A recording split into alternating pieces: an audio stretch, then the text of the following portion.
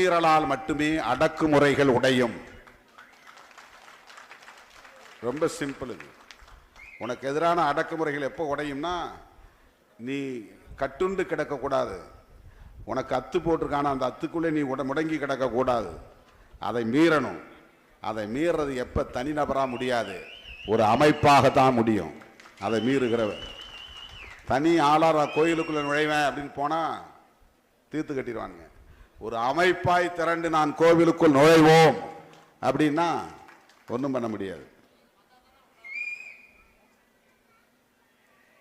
அமைப்பாவதால் மட்டுமே அத்துமீற முடியும். அத்துமீறலால் மட்டுமே அடக்குமுறைகள் உடையும். இந்த அத்துமீறலுக்கு என்ன பொருள் தெரியாம சில பேர், நான் அத்துமீறலாம் சொல்ல மாட்டேன், அதை செய் இதை செய்யலாம் சொல்ல மாட்டேன். நமக்கு வந்து நம்மளை கலாய்க்கிறாங்களாம். அத்துமீறு என்கிற சொல்லுக்குள் இவ்வளவு அரசியல் இருக்கிறது. அது ஒரு தொலைநோக்கு பார்வை. அது 2000 ஆண்டுகால அடிமை தலையை தகர்த்தெறியக்கூடிய சொல்லது. அது ஒரு சாதிக்கு மட்டும் உரியதல்ல, அனைத்து சமூகங்களை சார்ந்தவர்களுக்கும் பொதுவானது, அனைத்து மதங்களுக்கும் பொதுவானது, அனைத்து தேசத்தை சார்ந்தவர்களுக்கும் பொதுவானது. எங்கே அடக்குமுறை இருந்தாலும் அந்த அடக்குமுறையை எதிர்த்து நீ போராடுவதற்கான போர்க்குணத்தை பெறு என்று பொருள். ஒரு ஃபைட்டிங் நேச்சர் வரணும் இயல்பா.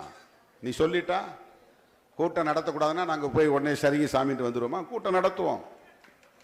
நடக்கக்கூடாது என்றால் நடப்போம், பேசக்கூடாது என்றால் பேசுவோம்.